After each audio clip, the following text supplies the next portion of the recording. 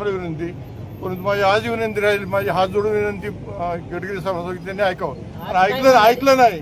आणि जर ते पोलिसांवर म्हटले हा पृथ्वीराजाचं पहिला तुरुंगात जायला तयार आहे, मी माझा दिवसाचा दहन करेन, पाहिजे पूल होऊन येणार नाही एवढं माझी आजची म्हणजे कठोर निर्णय घेतलेला आज मी छत्रपतींच्या समोर सांगतोय. तुकाराम महाराज राष्ट्रीय महामार्ग इंदापूर तालुक्यातल्या भवानीनगर नजीक वादग्रस्त ठरला आहे.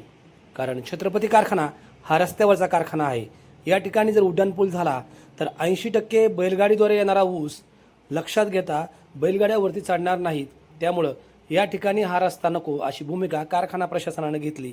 मात्र या संदर्भात विनंती करण्यासाठी कारखान्याचे सर्व संचालक गडकरींची प्रतीक्षा करीत थांबले होते. गडकरींना याची सगळी माहिती दिली.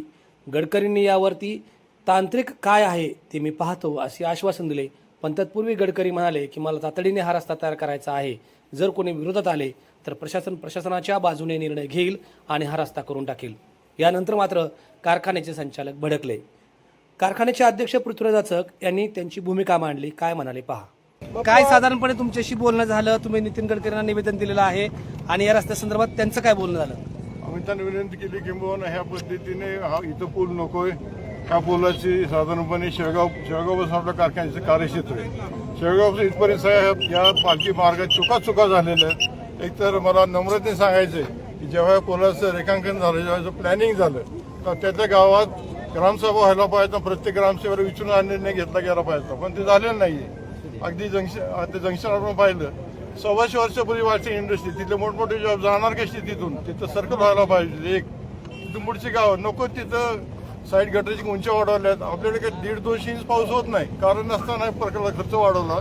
तो त्याच पद्धतीने आता कारखाना आल्यानंतर आपल्या सगळ्यांना माहिती आहे की कारखान्याचं रस्त्याच्या अलीकडे कारखान्याने पलीकडे आपले कॉलनी आहे, बाजारपेठ आहे.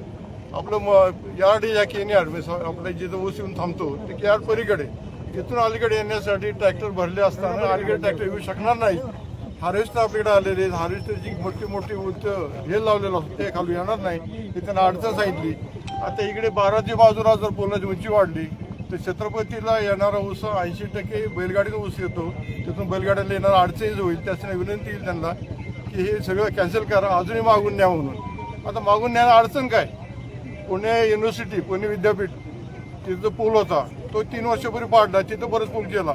शक्तीपीठ अख्खा वळतोय, शक्तीपीठ अख्खा हे होतोय, निर्णय बदलला जातो. मग ज्या कारखान्याचे 42 सभासद आहेत, म्हणजे पर्याय 1 लाख लोकांचा हा जीवनाचा कारखाना आहे, त्याच्यावर 1 लाख लोक अवलंबून आहेत. त्या लोकांसाठी बिघडलं, हे बदललं बिघडलं कुठं? आणि आता पालखी आपण जर पाहिलं तर पुढच्या महिन्यात पालखी येणार. मी साधा महिना राहिला, महिन्यात तिथं काहीच होणार नाही. त्याच्याऐवजी पालखी आता जाऊन द्यावी आणि लासूर जंक्शन, लासूर संसर अगदी इथपर्यंत सर्व वर्षभरात ह्याचं चांगलं प्लॅनिंग करून ह्याचं कामकाज करता येईल. आणि इथं काही गरज नाही आहे फ्लायओव्हरची, पण केवळ 8 तास आहे. आणि 8 तास आमची विनंती, गडकरी साहेबांनी विनंती, मोदी साहेब विनंती, सन्मानित राज्याचे मुख्यमंत्री सन्माननीय देवेंद्र फडणवीस साहेब विनंती, सन्माननीय पारदर्शक विनंती, सन्माननीय सुनेताबाईंनी पवार साहेबांना विनंती. परंतु माझी आज विनंती राहील, माझी हात जोडून विनंती गडकरी साहेबांना त्यांनी ऐकावं. ऐकलं नाही. आणि जर ते पोलिसांवर म्हटले हा पृथ्वीराजाचं पहिला तुरुंगात जायला तयार आहे, मी माझा दिवसाचा दहन करेन, पाहिजे पूल होऊन येणार नाही एवढं माझी आजची म्हणजे कठोर निर्णय घेतलेला आज मी छत्रपतींच्या समोर सांगतोय. छत्रपती शिवाजीराव महाराज आणि शाहू फुले आंबेडकर, पुण्यश्री अहिल्याबाई होळकर, अण्णाभाऊ साठे या सगळ्यांनी पुढे सांगतो की आम्हाला धाकधपडे दाखवून तिथं पूल करायचा प्रयत्न केला तर आम्ही ह्याचा निश्चितपणे विरोध करू. आमची गडकरींना हात जोडून विनंती आहे, आम्ही नम्रतेने सांगतोय, शेवटी करायचे जनते हितासाठी करायचे. शक्तीपीठ बदलला तुम्ही आणि करत असताना सर्वसामान्यांना तुम्ही त्रास काय देत आहे? प्रत्येक गावामध्ये, प्रत्येक गावाचा खुर्द संसद बुद्रुक झाले, प्रत्येक गावाची भिंत झाली. वर्षातनं एकदा पालखी येते, त्यासाठी तुम्ही शेकडो वर्ष राहणारी माणसं त्याच्या गावची विस्थापित करतात कशाला? हा कुठला विकास आहे? हा विकास नेमका कोणाचा आहे? विकास चाललाय कशाचा? आणि विकासमध्ये कुठेही मोठ्या लोकांनी जमीन गेलेली दिसणार नाहीत. सर्वसामान्यांचा भरला जातोय. आता कारखान्यापुढचं आपण पाहिलं 70 वर्ष कारखान्यात झाली. महाराष्ट्रामध्ये 2च कारखाने रस्त्यावर आहेत, एक राहुरीचा आणि एक छत्रपती. आदरणीय अजितदादा 1 नोव्हेंबरला गैरसंगमाचे आले होते, त्यावेळी सगळ्यांच्या वतीने मी म्हणणं मांडलं होतं की दादा हे त्वरित रद्द झालं पाहिजे.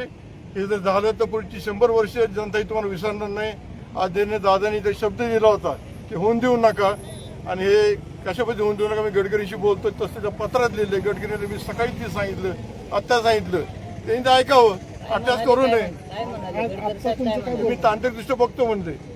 मला वाटतं ते पूर्वी आपल्या महाराष्ट्राचे भूतपूर्व मुख्यमंत्री यशवंतराव चव्हाण म्हणायचे की पुढाऱ्यांनी नाही म्हणायला शिकलं पाहिजे आणि अधिकाऱ्यांनी होय म्हणायला शिकलं पाहिजे. अधिकारी कारण नसताना काही तांत्रिक बाजू काढतायत. हेच अधिकाऱ्यांनी काही ठिकाणी तर जिथे गरज आहे तिथं पूल केले नाहीत, तिथं मात्र चौबे रस्ते केलेत आणि नको तिथे पूल घातले. हे नेमकं कोणाचं हित चाललेलं आहे. या बाबतीत जर आमची आजही विनंती, माझी हात जोडून विनंती गडकरी साहेबांना, केंद्र राज्य शासनाला, हे नाही झालं त्या कारखान्याचं जरी भिंत जरी बाबांनो, माझं वय 70 आहे, पुढची पिढी आहे, ह्या पिढीचं पुढचे 100 वर्ष न भरूया नुकसान होईल पूल झालं तर. मागच्या बाजूनी मी तिथल्या बऱ्याचशा शेतकऱ्यांशी बोललोय, सगळ्यांची तयारी आहे. तिथं आमच्याच भाऊकीतले 2 जात सगळे त्यांनीही तयारी दाखवलेली, त्यांच्या वस्तीवर रस्ता जाऊन द्यायची. अजून काय पाहिजे किंवा पलीकडे घ्यावी ना.